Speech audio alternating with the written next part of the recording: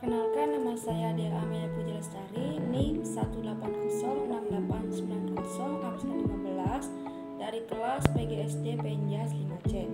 Di sini saya akan membahas mengenai kedaruratan medis 4, yaitu paparan panas dan luka bakar.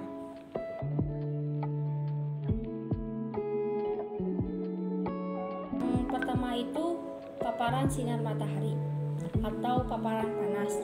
Akibat dari paparan sinar matahari itu terbagi menjadi dua tahap. Yang pertama itu kelelahan panas yang terjadi akibat kondisi yang tidak fit pada saat melakukan aktivitas di lingkungan suhu yang terlalu tinggi, yang mengakibatkan situasi sirkulasinya terganggu. Lalu terjadi apabila respon pengaturan suhu tubuh tidak mampu menjaga keseimbangan heat gain dan heat loss. Gejala dan tandanya itu, yang pertama itu kulit berkeringat lebih atau lembab. Yang kedua itu wajah pucat.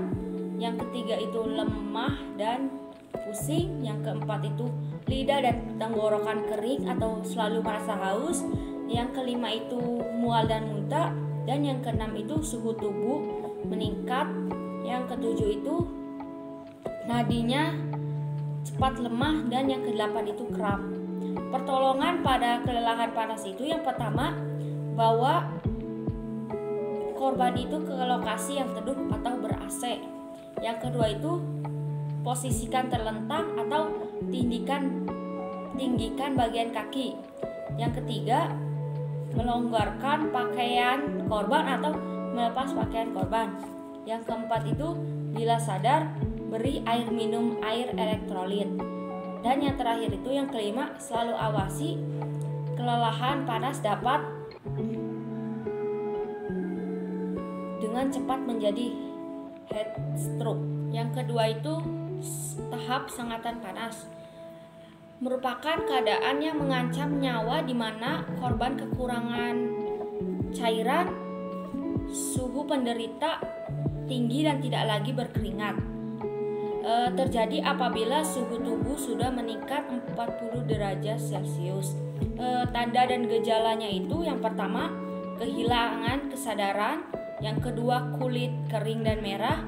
Yang ketiga, tidak berkeringat. Yang keempat, suhu tubuh panas. Yang kelima, mual dan muntah. Yang keenam, responnya menurun. Yang ketujuh itu nadinya cepat dan kuat. Yang kedelapan itu lemah otot. Pertolongannya itu, yang pertama, turunkan suhu tubuh sesegera mungkin atau dengan cara mengompres. Yang kedua itu, bila korban sudah sadar, beri air minum elektrolit. Yang ketiga itu, selalu awasi tanda-tanda vitalnya. Yang keempat itu, bila perlu atau masih parah, rujuk ke rumah sakit. Karena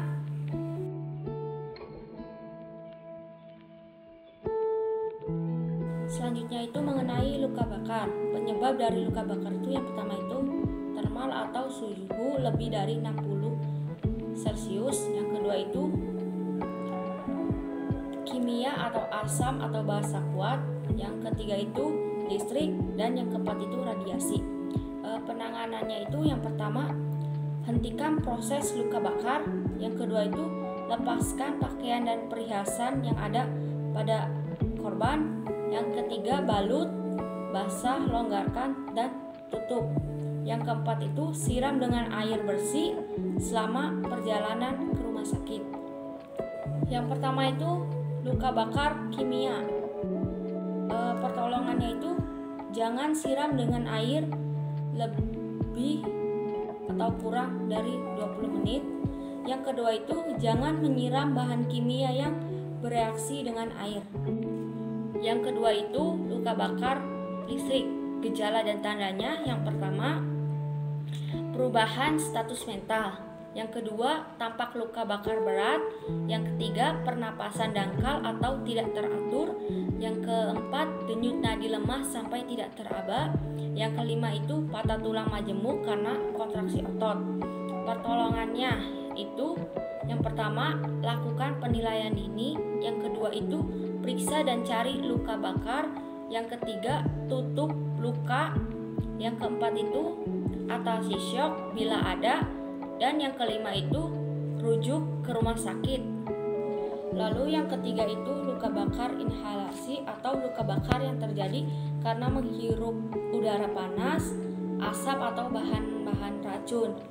Gejala dan tandanya itu yang pertama, bulu hidung terbakar, yang kedua luka bakar pada wajah, yang ketiga itu butir arang atau karbon dalam cairan lidah, yang keempat itu bau asap pada pernapasan, yang kelima kesukaran napas, yang keenam itu pernapasan berbunyi, yang ketujuh serak, batuk, dan sukar berbicara, yang kedelapan itu gerakan terbatas, dan yang kesembilan itu sianosis.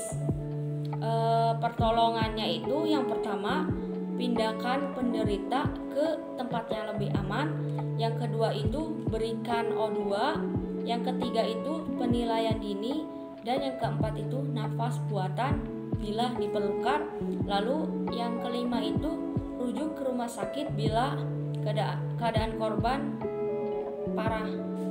Mungkin segitu saja yang dapat saya sampaikan.